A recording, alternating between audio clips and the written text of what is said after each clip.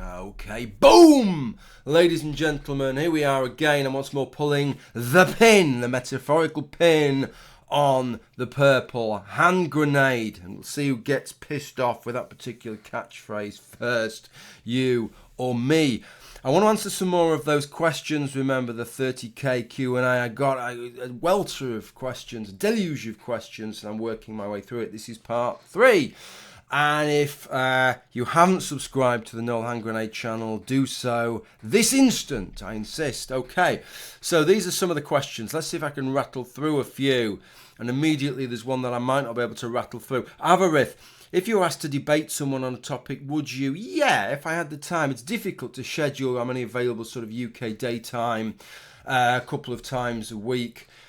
But I don't have a problem. I'm more than happy to do so. The kind of formal, is it like an Oxford-style debate? Is it the formal debate where, weird, person A speaks for 10 minutes, then person B speaks for 10 minutes, then person A responds to what person B has just said, before B has had a chance to respond to what person A had said. And so it's like, that isn't a very natural way of conducting a discussion. And I don't find it a very satisfying way.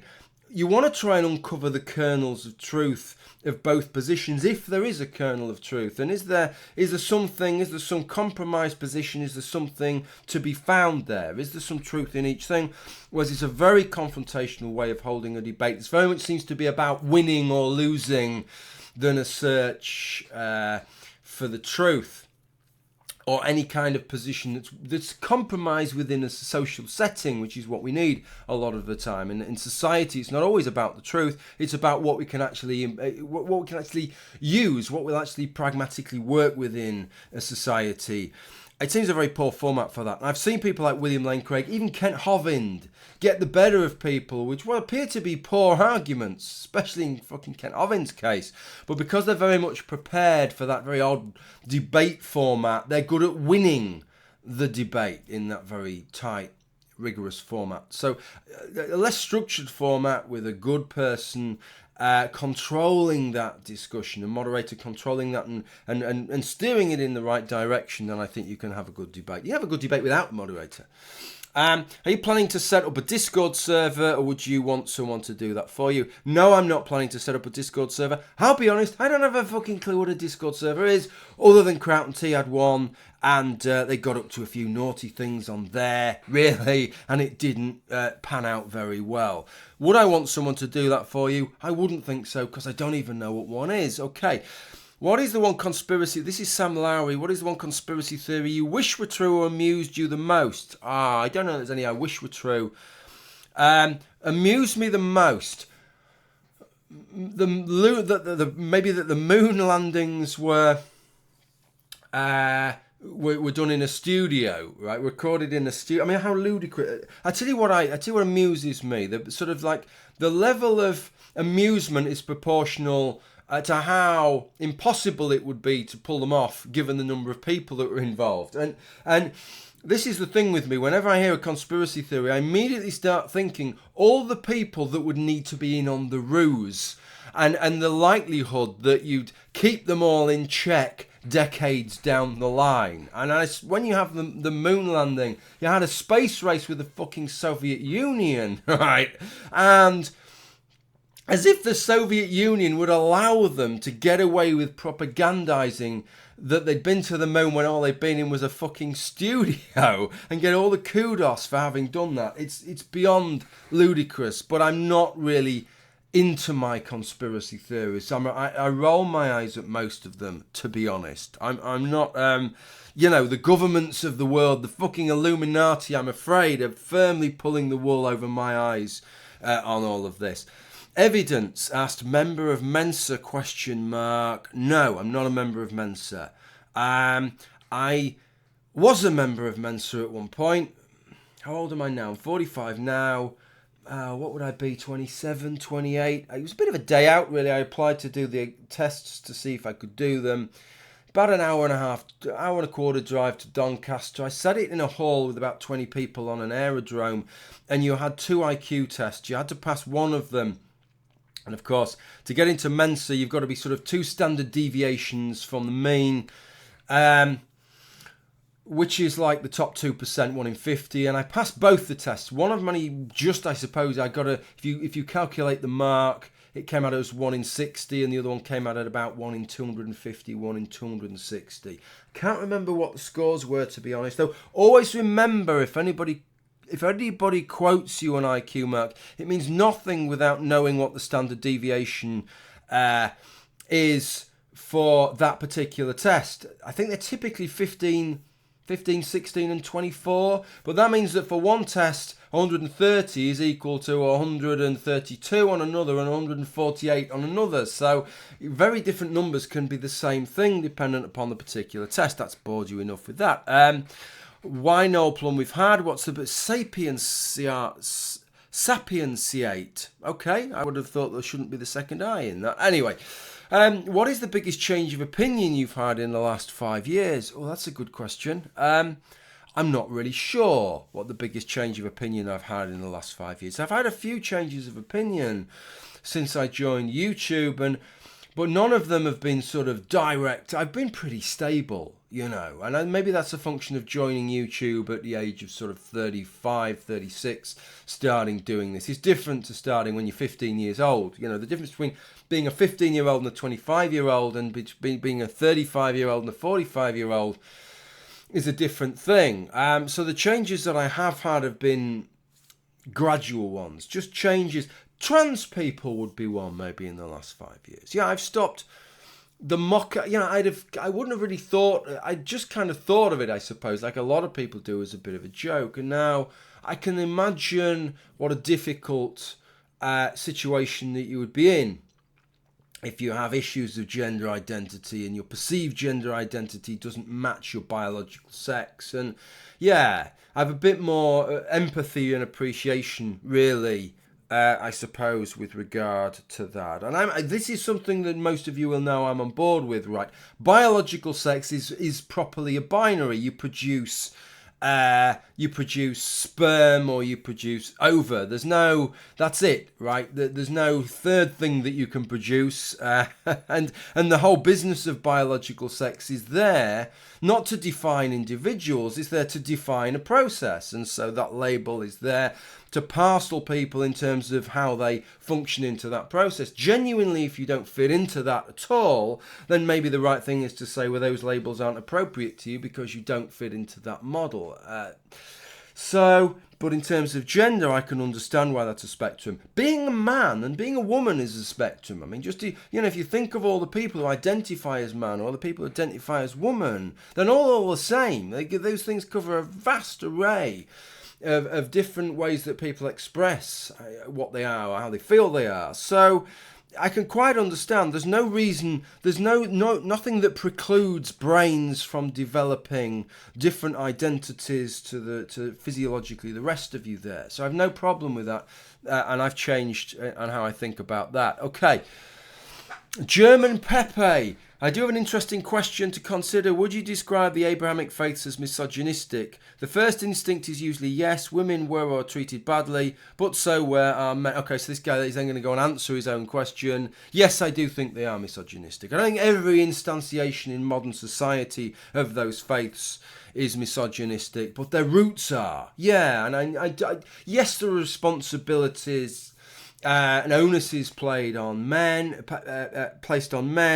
but you only have to look at the status of women within those to see, it's like saying, well, are kings of higher status than peasants, and saying no because kings have responsibilities and restrictions. Yeah, fucking course they do, right? But it doesn't mean there isn't a hierarchy there. So that's what I would say. S42, what do you feel about Steve Shives? No, not think, feel.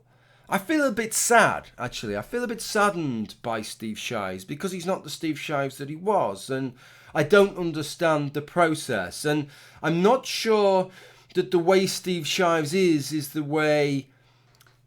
I feel like that his YouTube experience is part. People say, oh, his wife's cooked him or whatever. Not literally COOK, CUCKED, him. But I think his YouTube experience hasn't been healthy for him, actually. And, I don't think it's done him any good You know, I don't think he's a better person now than he was. I think he was an empathetic, reasonable, decent man. So I don't see any gain. I just think it's just a bit sad in some ways. Okay, that's what I think. How's the new skin up monkey? How's the new PC doing? Brilliantly. The only down bit is our hard drive failed the other day. And it was the hard drive that I had all my YouTube files on. Fortunately, as some of you may recall, I upgraded. I needed a new hard drive. I didn't have any bays left, and somebody said get one of these NAS, these network attached servers, and they talked me into it. And it's a expensive bit of kit to kit them out with big drives. It must have cost about £900, £1,000 in total. Fortunately, I'd transferred on my YouTube files, otherwise I'd have lost everything. So yeah, fortunately I'd got another copy of that, so that's a damn good job that I did that. But everything's working really, really well. I've got a solid state drive that I have all my editing, the files I'm actually editing. It's working better, it's faster, it's all going really well, thank you. Okay, Anon S. Hey Noel, what do you consider to be the biggest issues, ideas you've changed your perspective on over the past decade? Okay, we've had that. Oswald Cobblepot, fucking great name. Do you do private shows? I'll pay you. No, I don't, so no, you can't. Livid Imp. And if I did do them, they'd be on sort of sexcam.com, probably, not on YouTube. Livid Imp. You look like John Lydon's younger cousin, so what are your favourite punk songs? I don't know that I have a favourite punk song, but I quite liked John Lydon's Public Image Limited, and I quite like some of their stuff, actually. The rest of it wasn't a question. Why do you find it... Merbeast, why do you find it objectionable or moral for Justicar to have a Patreon, I think you mean, where he gets paid per video? How is what he does different or worse than what you do? Please answer without using telepathy to tell me Justicar's motivations. I don't think it's objectionable or immoral for Justicar to have a Patreon where he gets paid per video. Okay, so that's answered that one. I'm not really sure about where that question's come from, really. Ulbelk, what do you think about the trade tariffs meant to protect niche markets for countries in the EU? Answer... piss off. Okay, well, as you answered your own question there. Let's have a look. How many times Scarlet... Oh, hang on. What's your favourite subject? Sorry, Robin Thrush. What's your favourite subject matter to comment on? Christianity, Islam, SJWs, etc., etc. I don't know. It depends, really. One thing I will say is that sometimes I get criticised, and when you've just criticised that side and you've not criticised that side, right? As if there's like some obligation on me that seemingly isn't on anybody else on the whole of the net or anywhere else in the media of any shape or form to criticise everybody equally. But life doesn't work like that, and people aren't like that. And there's what you disagree with, but there's also what you feel motivated to talk about. And they're not always the same thing. And there are things that you can disagree with very, very strongly, but not feel motivated to talk about it. So, for example, when it comes to the subject of fascism, Dick Coughlin, somebody who I still get on very well with him, but I got on, I'm with good sort of YouTube friends when we were both making the sort of... atheist, anti-theist content on YouTube back in the day. But he made videos against fascism and Stormfront and all that lot, and I never did. And it's not that he opposes that like he thinks it's a terrible thing and I don't. It's just that he feels motivated. He felt motivated to make videos on that, and that wasn't something that motivated me to make videos on. In fact, at the time, the only thing that I was motivated to make videos on was atheism and religion and all that jazz. And then I got dragged into some of these other things by the events that took place with Atheism Plus and over at Free Thought Blogs. And then that brought those other things that were interests of mine, but not in my sphere of YouTube work, into my YouTube work. What do I feel most motivated to do? That very, very much depends on the individual subject, is what I would say. Very much depends on the individual subject. Occasionally something comes along and I just can't wait to get something out on it. And I've started to look and put something together I got my sources together. I know what I'm going to say. No arguments. I'm going to make everything's laid out, and I've worked out how it's all going to segue in. And yeah, but that can be related to religion in the general sense, a specific religion, SJW matters, anything really. The full English test. Do you think hash browns have a place in a full English breakfast? Oh, the bemused one asks this. Yeah. Traditionally, I suppose not, but hash browns are nice. You know, and if you've got all those, if all the bits are in place, right, you know, you've got your bacon, you've got your sausages, hopefully Lincolnshire, I'm a Lincolnshire boy, right, Lincolnshire sausages, they're the ones that you want. And you've got a couple of fried eggs, maybe a bit of fried bread, you're pushing the boat out, you're going to have some black pudding on that plate. Maybe a bit of bread and butter. You've got your beans on there, your baked beans. You've got your plum tomatoes in tomato sauce. And Jesus Christ, if you can't just have a hash brown on there, right, we've got to be a little bit more international, not be quite so parochial in this. Let's bring the hash brown into the full English breakfast fold. That's what I would say to you. Okay, let's not be xenophobic and racist against hash browns just because they've got... I know where you're coming from. It's because they've got brown in the name, isn't it? You don't like brown things. Okay. Abstracticus, do you think ethnic... I'm joking, of course, by the way. Abstracticus, do you think ethnic Europeans will become a minority in Europe? If so, will they enjoy minority rights? If not, why? Do so many believe the first two questions are respectively yes and no?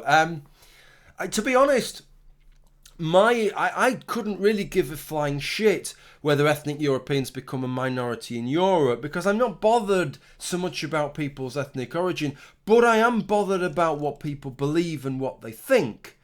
So if you're talking, and I'm assuming this is what you're talking about, the Muslims flooding into Europe, and which is overplayed, overstated, but nevertheless in 50 years time, in 100 years time, in 150 years time, if you know, in these longer scales, if you start to look at the figures and not balance in what will happen with the third and fourth generation Muslims in this country, will they still be Muslims, etc., etc.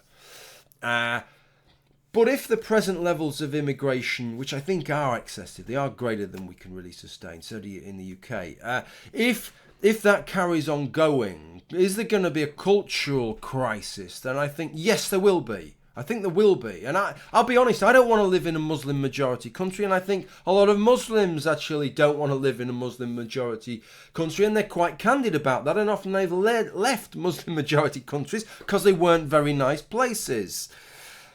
But that isn't about skin colour, and that isn't about ethnicity, which is what you're talking about. And again, when you're talking about ethnic Europeans becoming a minority, there's different ways in which that can happen anyway. That can happen because you're sort of outbred or out migrated or whatever. But it can also happen because you've just interbred. You know, it's still there in the admixture. You've just got lots of interracial mixed race people.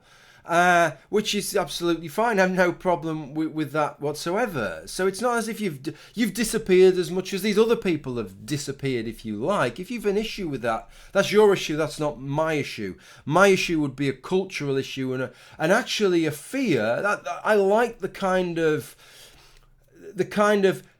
environment, the culture we have, where you can express yourself freely, where I can go out in summer and not have to cover my top up. The women, all right, they might be able to go with their tits out, unfortunately, but they can go out in a little bikini top or whatever. I appreciate that. I appreciate that actually, in terms of morality, we're moving away from religion imposing itself on the rest of us to a more secular moral state.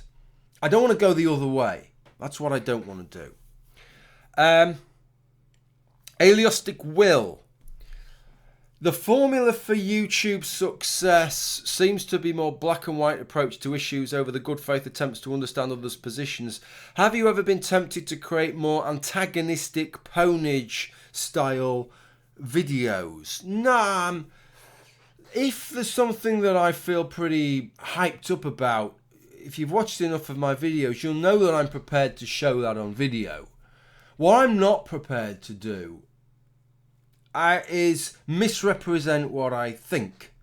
Yeah? I'm not prepared to pretend that I hold a position more extreme than I actually hold. I just couldn't do that.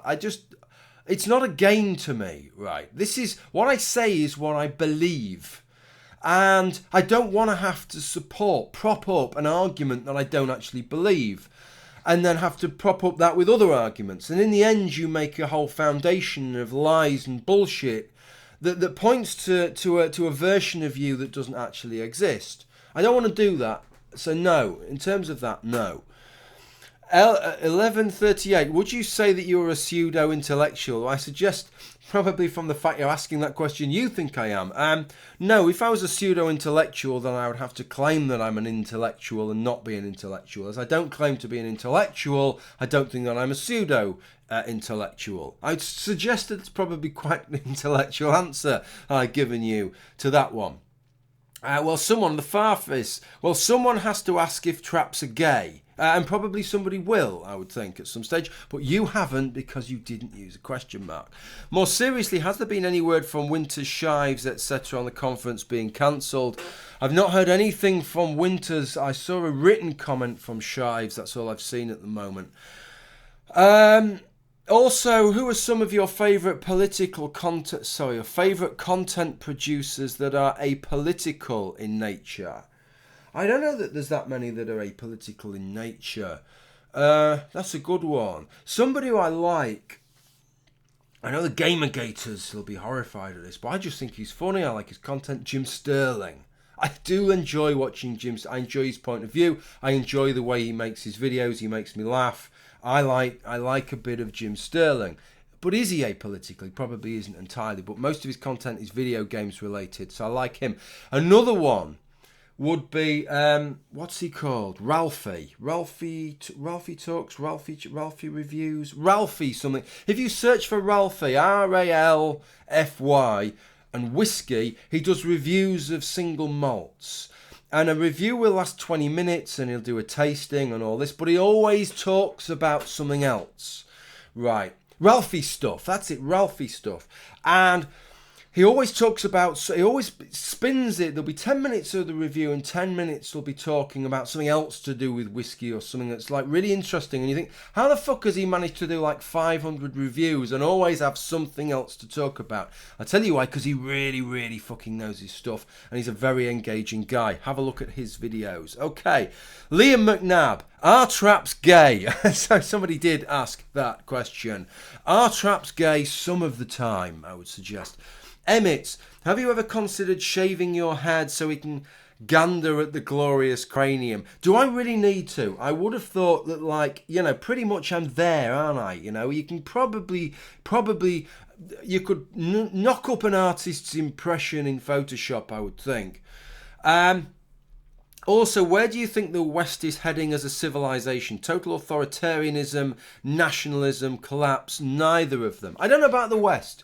I only know about the UK, really, which is that we've been tremendously stable and quite resistant to authoritarianism and actually to that sort of nasty aspect of nationalism. It's actually always portrayed, I think, nowadays as kind of something odious about nationalism, and I don't think that's fair. Certainly if you look at sort of what happened in Germany in the Second World War, that's the nasty side of nationalism. But there was the same nationalism taking place on the other side of the channel, if I can point that out. And I don't think there was anything odious or nasty about that. So there is a positive side to nationalism. And I don't think it's heading for collapse. As I said in a comment a minute ago,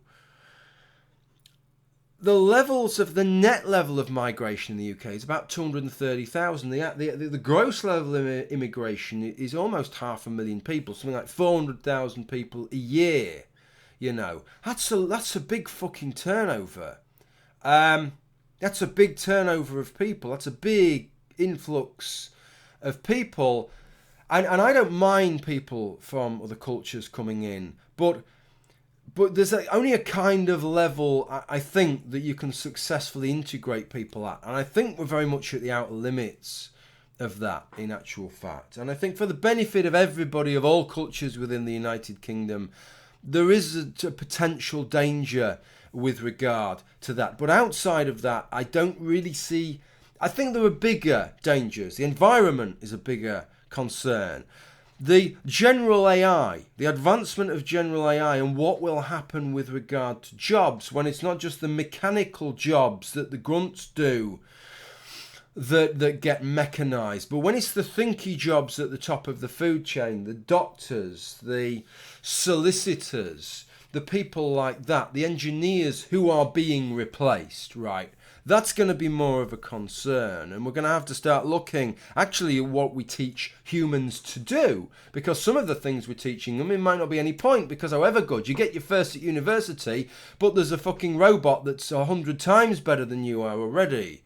These are real, genuine concerns that we're going to have to tackle, I think. And I say even as a capitalist, it might be that we need to restructure down the line. We might need to restructure our whole economy to take account of that, and have the robots effectively in the arms of the state rather than in the arms of the private businesses. And so the robots are creating what we need, and then we get portioned some of it each, because maybe that model would work. Some of the reasons why capitalism and a free market works would no longer... those arguments would no longer be valid, because we're not relying on manpower anymore. But we need some kind of economic model that would sustain. And if most of us can't have jobs because there aren't any jobs available, then the kind of economic model that sustains at the moment wouldn't work anymore. So that's something to talk about. I know the response I'll get, which is, oh, there's always new jobs that will crop up. There's always new things. It's always happened that way. But we've never had a technological revolution where it's all the thinky jobs that are going right. And once the thinky jobs start going, it puts things on a very different basis. Okay, maybe more of an answer than was needed there, but there you go. Messiah 82. I find your content logical, balanced and unbiased. I don't know about unbiased, but I try and have a little look at both sides. But also thought-provoking, insightful. Thank you. Okay, you deserve much more than 30k. Well, we don't always get what we deserve. Question, as an ex-atheist, now Christian, I have often heard the idea that we'll be a much better place without religion. Just curious, what would be your what would your stance on this be? I had some interactions recently with Friended over the business of anti-theism, where I explain why I think the world would be a better place without religion in some detail, but I also differentiate between a world that gradualistically moves towards less religion, and I talk about Western societies rather than some other cultures where religion may still be needed for some of the reasons that perhaps religion exists in the first place. But contrasting that with a model where you just try and impose irreligiosity, or where you try and wipe it out overnight, I don't think the world would be a better place if you did that. It's a gradualistic thing. But watch those videos if you want more on that. Bionic Dance. Hi, Kate. Long-time YouTuber, Kate. And if anybody wants to talk about a genuine YouTube atheist, talk about somebody who's stuck on message and on task, Kate's one of them. Why Noel Plum? Well, I explained that in an earlier question. Didn't it used to be Noel Plum 99, or am I completely misremembering? Yes, it did, because, Kate, unlike you, who had the luxury of living in the United States, in this particular instance, it's a luxury because it meant you could create a username without a number in it. I wasn't afforded that luxury when I joined. If you lived outside the United States, for some reason you had to put a fucking number in your name. And why I chose 99, I don't know. It wasn't as if there was 98 other Noel Plums, but the 99 became a bit of an irrelevance. I could rename my channel, thus I did so. Okay. Double crossover. What will you do when Jeremy Corbyn and John McDonnell institute neo-Marxist collectivization? I don't think they will. But, I mean, I think John McDonnell would if he could, right? I think he'd go 10 times further than their manifesto goes, if he thought he could get away with it, if he thought he could do it. But I think he realises that he can't, and I don't think he would. But that doesn't mean he doesn't scare the shit out of me. Actually, a lot more than Jeremy Corbyn does.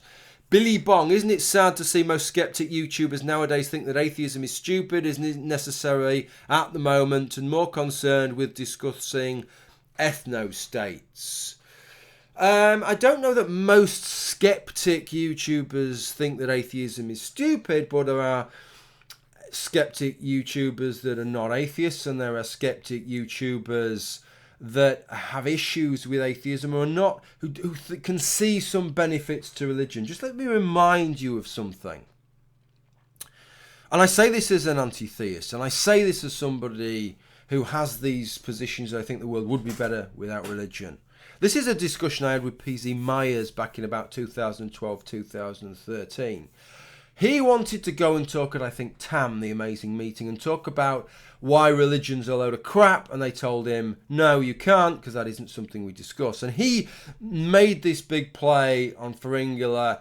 We ought to be able to be, if we're skeptics, we ought to be able to be skeptic about everything, and that includes religion. And it always... he said that to me, he brought this up to me because we was having an argument, and he wanted to say to me, look, you agree with me on this, so why can't skepticism be about feminism and all these things as well? And I said, no, the same argument as I gave you with feminism. I think you're in the wrong. Even though I agree with you on these points, you're in the wrong.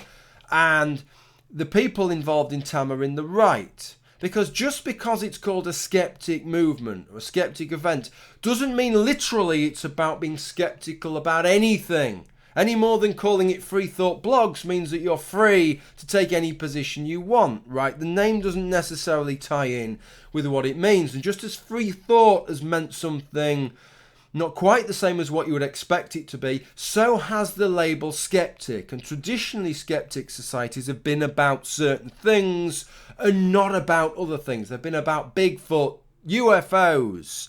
They've been about Loch Ness monsters. They've been about scientific woo. But one thing they haven't been about is religion. They've always steered clear of that. I think so that you can have a different mix of people, right? So that people who are religious will not feel like they're getting shunted out of that, but will get involved in these other issues. So that's what a skeptic has always been to me. People now apply the label willy-nilly, right, as if it's some kind of tag that you apply to yourself as a badge of fucking honour.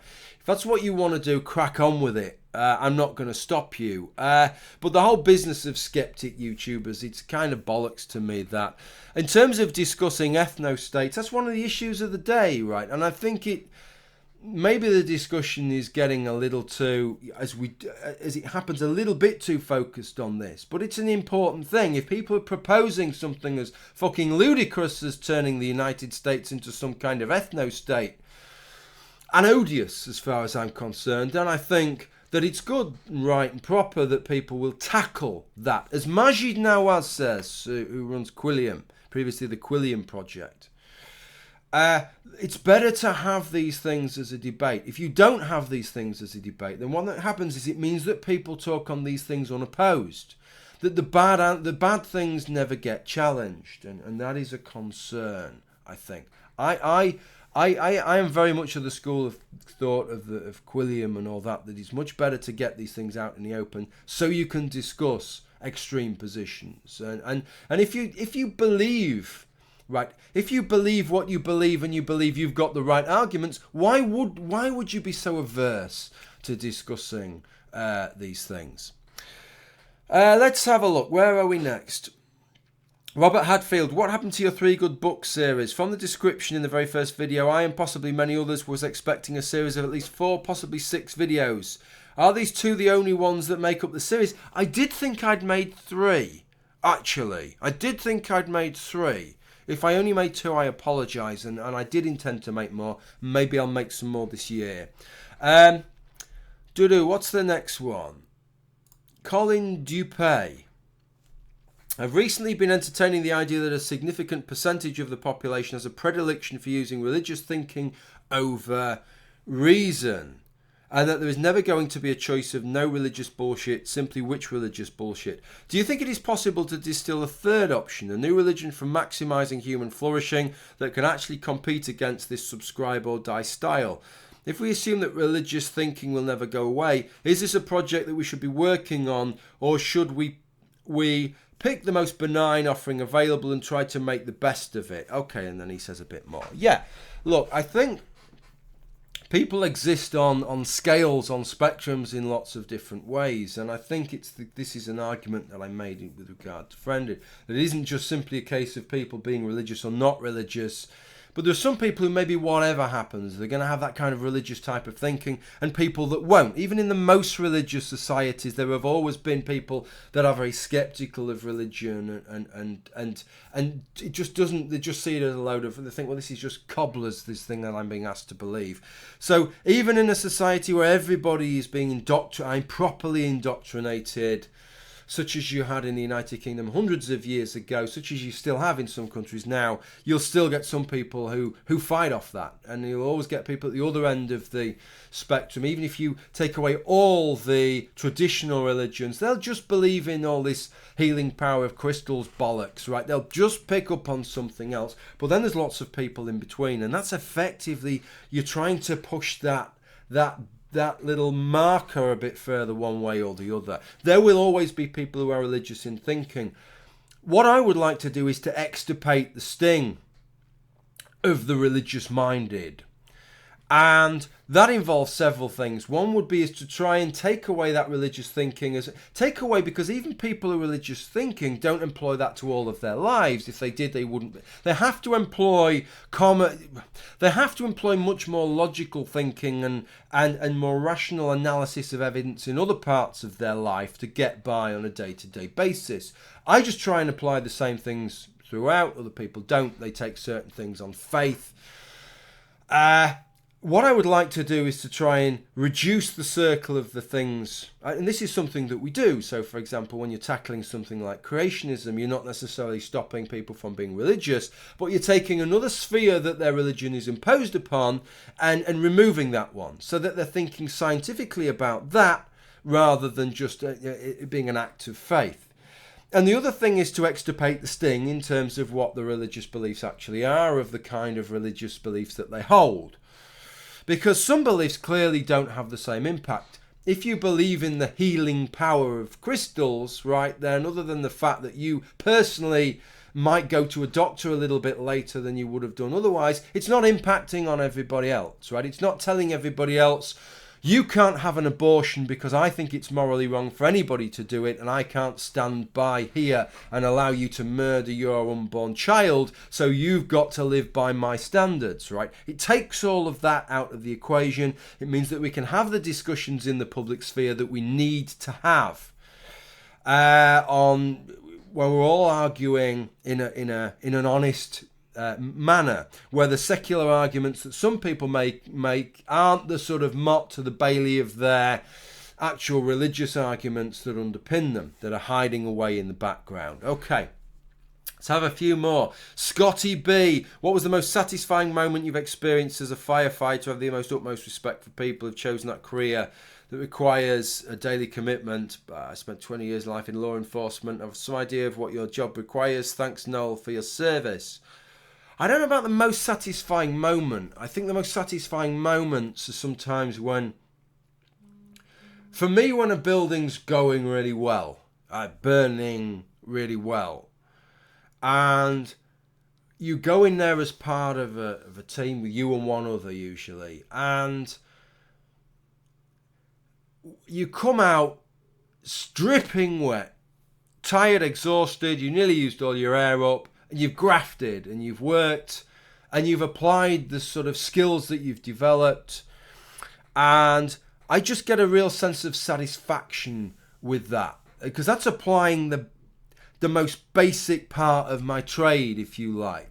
Special services, trauma care, other things like that. To me, they're a little bit more peripheral. You might be doing good for somebody's life, but to me, that's the core aspect of what I do. And actually, there's some, and maybe it's the physicality of it as well, you know, the physicality of doing it. There's always something edifying about really getting involved, and, you know, it's sort of a bit of brute strength and strength endurance and just getting in there and grafting, and that all sort of fits in with everything else there, I would say.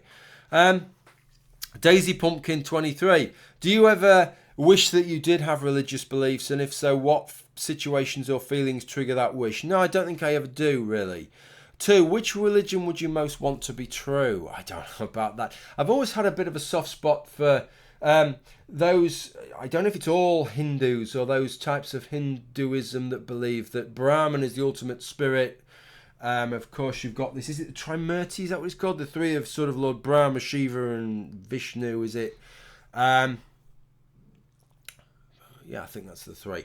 But Brahman is sort of like this, it's a much better version of Yahweh, in that Brahman is omniscient and omnipotent, and all, it's all powerful or knowing, it's transcendental.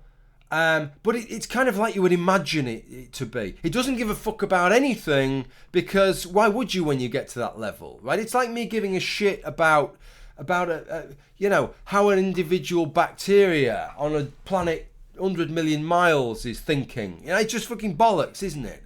If you get to that level, there's something you're sort of like so above everything else. Everything else is just a part of you anyway. Why are you going to give a fuck about whether some ape is wanking itself stupid in its bedroom? It doesn't make any sense. So I appreciate that. And I also appreciate the timescales, probably purely by chance. But their timescales for, I don't know what it is, Lord Brahma then emerges from the belly button of Vishnu or Shiva or whatever the fuck however the fuck it works, right? This process of the universe developing, and one of them's the creator and the sustainer and the destroyer or whatever, but it takes place over billions of years. And it's so much more edifying that than the idea of a sort of 6,000 year or a million year old, that everything's been created in the recent past. They kind of got all that bit right, and that sort of appeals to me, that, I think. And it's just so wonderful, isn't it, with all the different gods, and it's colourful, and it's kind of pleasant. It's just not as horrific in some ways as the Abrahamic religions. It's not so fucking depressing. Andrew Cooper, are there any strong opinions you've held in the past that you've changed your mind about? I'll give you an example of that. And also on my views on religion have changed and mellowed. I'm not quite as antagonistic as I was 10 years ago, I would say. Matt Icarus, do you still brew your own beer? Can I have some? And do you have an opinion about Dutch politics? Do I still brew my own beer? No, I've got all the kit, but I don't brew my own beer at the moment. I will get back into it again. Can I have some? No, because I don't. Do I have an opinion on Dutch politics? No. Okay, let's do 3 more. 4 more, let's say. Okay. Miracle Manon, how, if at all, has your view on feminism and or the label feminist evolved since you started the channel? I think it's become more sophisticated, a lot more sophisticated since I started the channel, because I understand the different ways in which feminism is explained as a goal, as an ideology, as a movement, as an area of study, as a practice, which underpins more than I think it ought to. I understand how those things are conflated together. I understand how confusing that is. I understand what terms like radical feminist really mean, and a lot of feminists don't seem to. I think I understand what terms like intersectionality mean, and a lot of people that even label themselves as intersectional feminists don't seem to understand what they mean. And I think I understand the differences between the good side to feminism, the positives to it, and what the people out on the street, the general public, would understand by that term, and sometimes how it manifests itself, especially online. Why is that? Because it's a goal and an ideology, as well as a movement, as well as an area of feminist theory, as well as being feminist theory and incorporating things like gender theory and rape culture and all these other ideas, which are very, very different things, right, to just a goal and an ideology. That's why the whole thing becomes so conflated.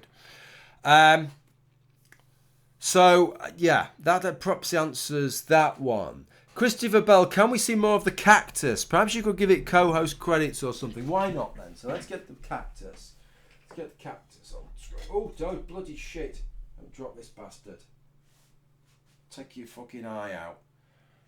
There we go. Let's have the cactus. You don't need to listen to me. So, yeah, there we go. It's gonna, the rest of the video will seem like, if I can keep still enough, that effectively it's just a cactus, right, with arms, which is going to be, a little bit fucking spooky. Okay. I don't know whether I'm going to share any revenue I get from this with a cactus, but given this will be on my second channel, I don't think there'll be any fucking revenue, so it probably doesn't matter. Do you find it shameful that the English cricket team are as bad as cricket as Kay Winters is at Logic? Well, actually, that's a little bit unfair, that, because although they haven't done very well in the Ashes this summer, prior to that, actually, they were doing pretty well. And given that Christy Winters has made about 600 odd videos and has about 6,000 subscribers, Christy is doing even fucking worse than I am. Okay. Mark Green, do you think it'll ever be possible for Steve Shives to become a rational person, or do you think he'll always remain a sort of G-man type of person who refuses to truly consider any positions other than his own? Honestly, I think, yes, he could, but he needs to it depends. He is very much financially dependent upon his YouTube channel, and that's the problem. If he could walk away from it, I think he'd sink back into the reasonable person that he was before. He'd still be a feminist, he'd still have those views, but I think he'd be a more reasonable incarnation of those things as he once was. So that's what I would say. Mad Brainbot, I'm answering more than I said, haven't I? But never mind, let's do another 10 minutes. How far you think we are from artificial body parts? Not talking about prostheses here, but actual replacements. Stuff like major organs, muscles, bones, or even neurons or other cells. I haven't got a fucking clue. How do you manage to be so devilishly handsome? I'm assuming you're talking to the fucking cactus now, you bastard. How you knew the cactus would be here. Spaz McGee, you fucking Spaz McGee. What's your favourite colour?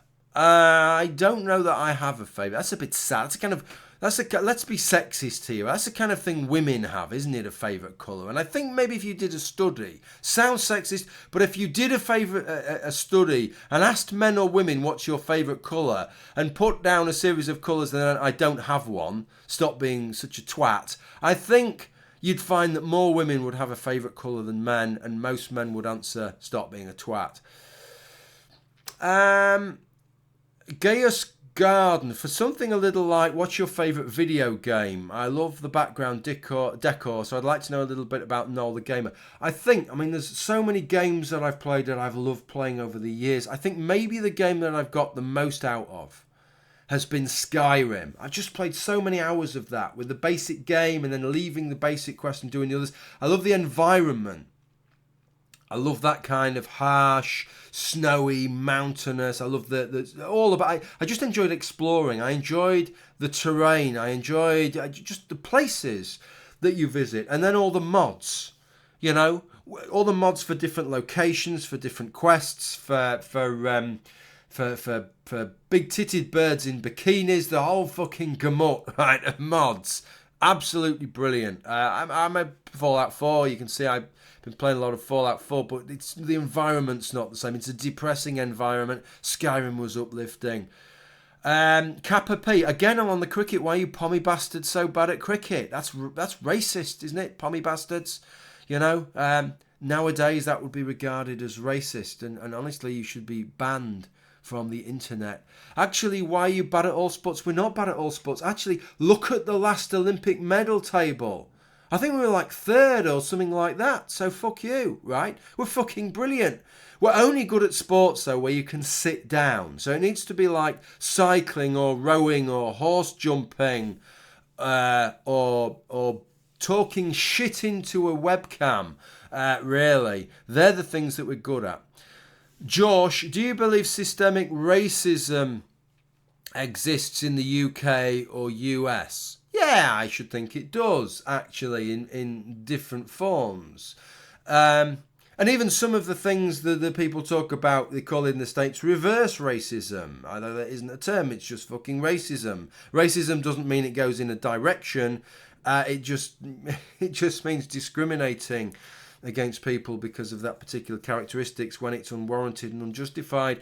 And yeah, of course, systemic racism exists, including some of these things that are labelled as that. You know, some of these privileges you give people because a greater number of people of one particular ethnic group happen to live in poverty, you give a boot up to everybody of that ethnic group, or because another ethnic group such as East Asians do really, really well getting into universities, you set the bar higher for them than to everybody else. That's systemic racism. But then some of the other things I think that have maybe impacted upon, for example, African American people in the United States. I'm sure it's not all systemic racism, and I'm certain that it's overplayed by people, and people rely on that as a sort of excuse for not making what they can with their lives. But I'm sure it exists. I'm sure it happens there. Okay, this might get too personal. This is Game Motron. This might get too personal, so I understand, but I'm a curious individual, as my parents frequently tell me, so here goes. What prompted you to become a firefighter? Is it part of who you are, or is it what you do, or is it a mixture of both? Yeah, I'd done a degree in engineering, acoustic engineering in actual fact, which is a branch of mechanical engineering at university.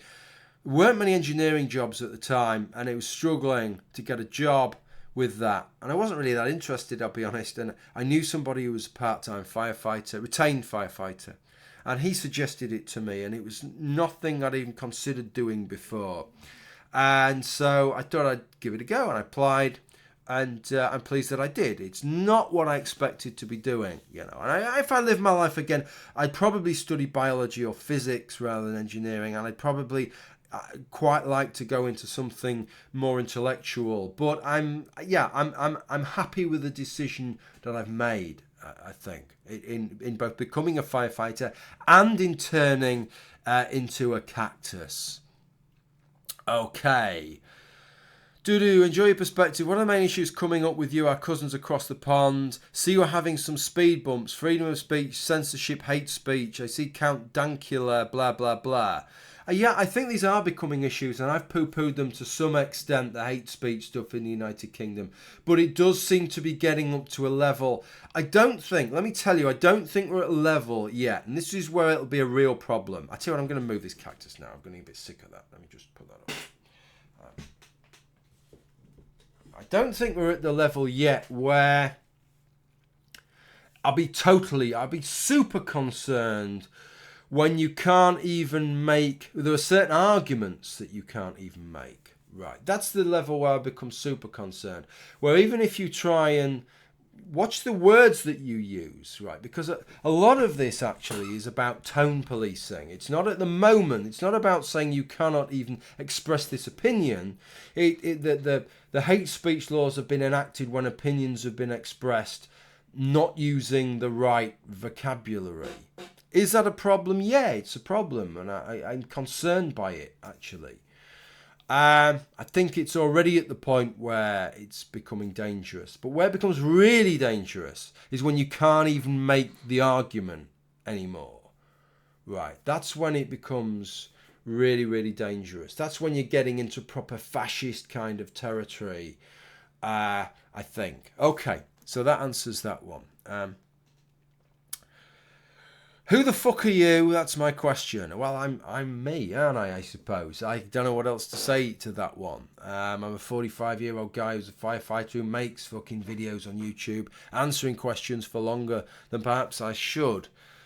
Do you know the way? Yes, I know the way. It's left at the light, straight on till you get to the hospital, then first right, then it's on your left. That is the way. Headley Quintana, what is your opinion on this video? Well, I'm not going to watch a video right now. I apologise for that.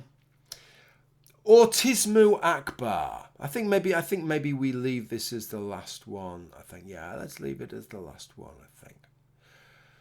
Will you use your subscriber minions as a sort of special force now? For example, you could train up 100 hand-picked atheist martyrs and send them to take over a large office tower in London, rig it all up and use the thousands of hostages to blackmail the government to create the kind of world you want to see, or not. Well, the kind of world I would want to see would not be the kind of world where government succumbed to those kinds of pressures. I'd rather be in the kind of world where if I was to do something like that, some fucking sniper would take me out. And let's be honest, I am the fucking archetypal sniper's dream with this bastard going on, aren't I? I'm going to seriously have to keep away from the windows. Yeah, I don't like the idea, to be a bit more serious, of people weaponising their subscribers. But there's a difference. There is a difference between people weaponising their subscribers or just the brute fact that if you have a large subscriber base, which I don't have, but if you do, then that's going to have an effect. And it's a sad fact that people object to that and accuse people of weaponising their subscribers or followers or whatever. But this happens across social media, and it happens in different directions, and it happens in all kinds of scenarios. And you're seeing it in things all over. I mean, one of the recent things, maybe the most current one, would be this Me Too campaign. Anybody speaking out against that, right? And I'm not saying that they're right and the Me Too campaign's wrong. I think it's a really interesting thing, actually, a really interesting discussion.